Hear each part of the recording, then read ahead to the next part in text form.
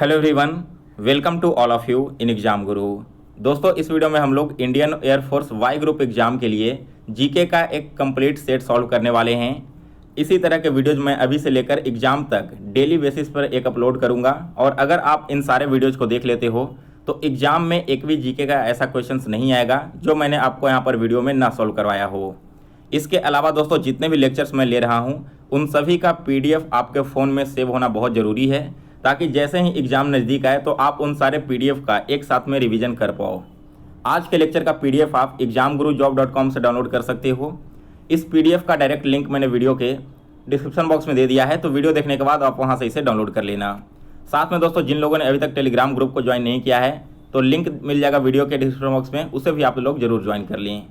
और video start करने से पहले दोस्तों, एक छोटी सी रिक्वेस्ट है आप सभी से, जितने भी नए कैंडिडेट इस चैनल से जुड़े हैं आप सभी से रिक्वेस्ट है कि चैनल को सब्सक्राइब कर बेल नोटिफिकेशन को जरूर ऑन कर लें, ताकि जैसे ही मैं नए वीडियो अपलोड करूं तो उसका नोटिफिकेशन आप तक सबसे पहले पहुंच जाए।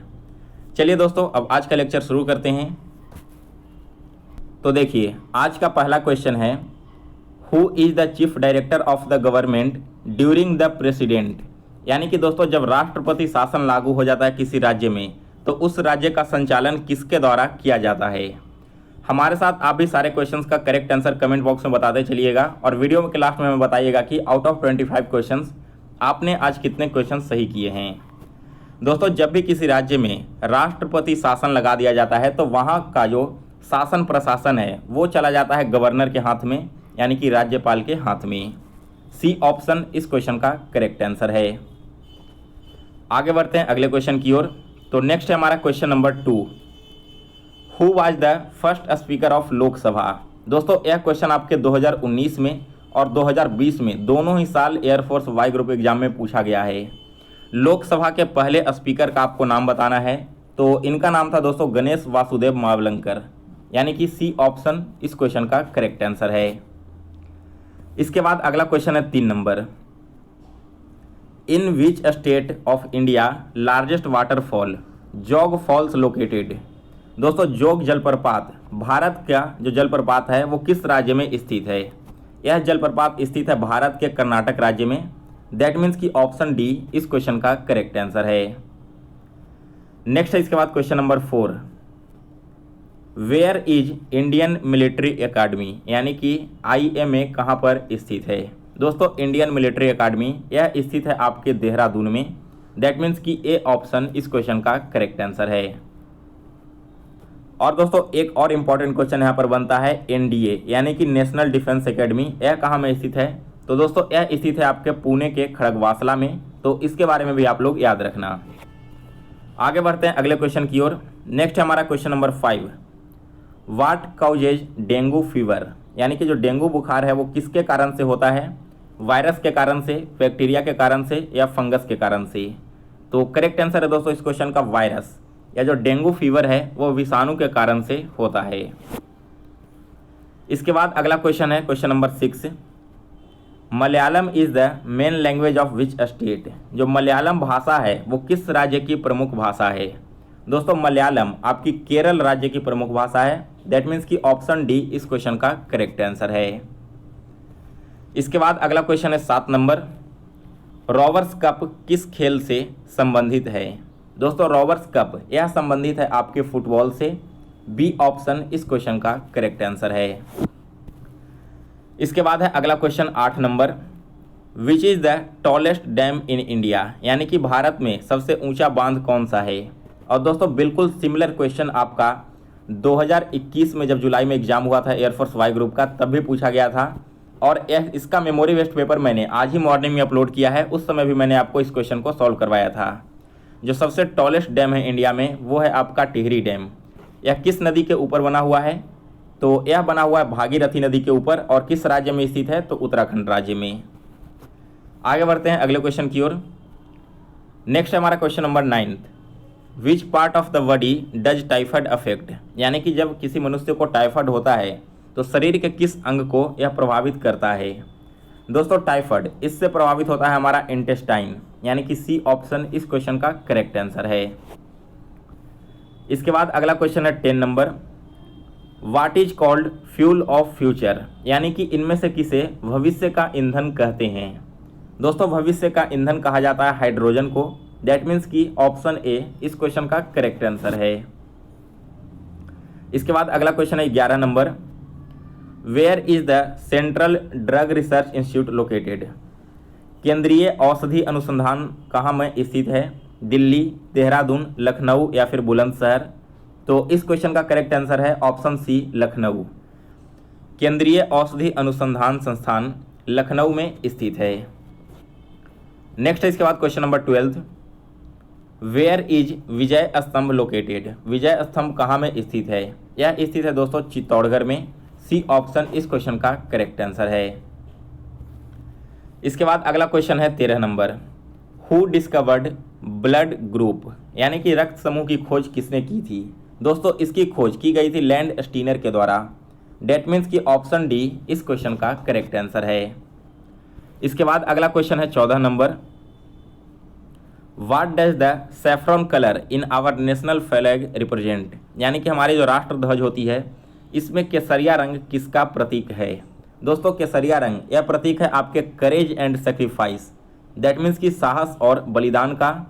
ऑप्शन ए इस क्वेश्चन का करेक्ट आंसर है।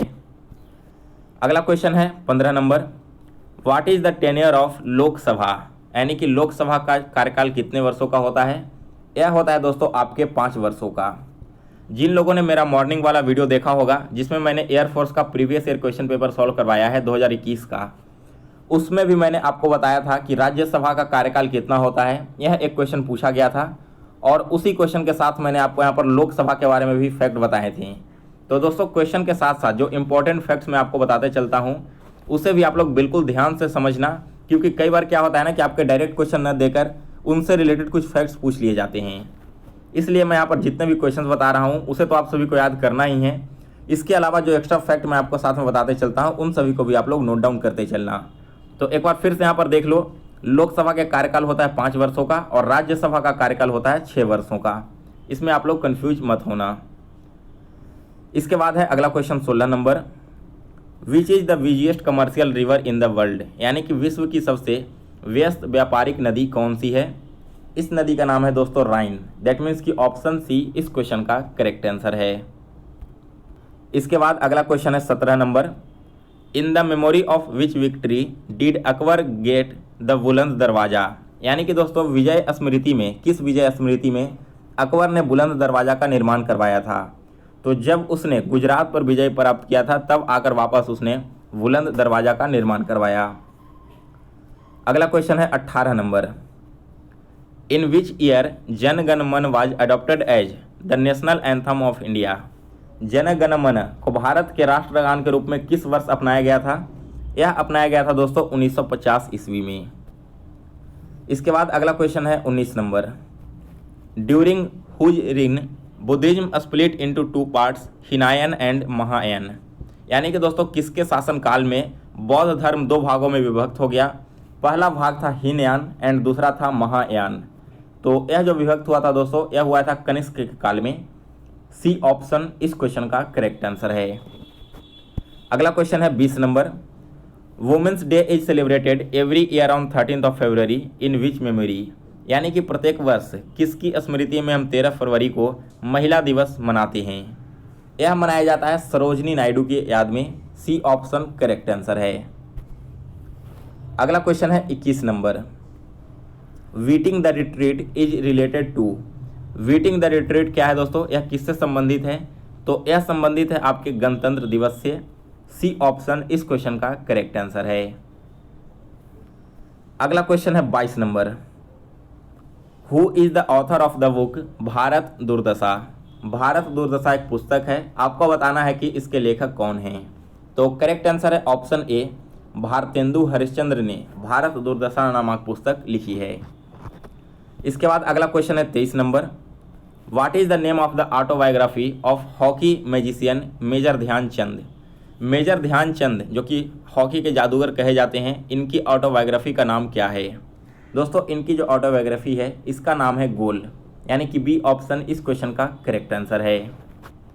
इसके बाद अगला क्वेश्चन है 24 number, where is Fort William college located?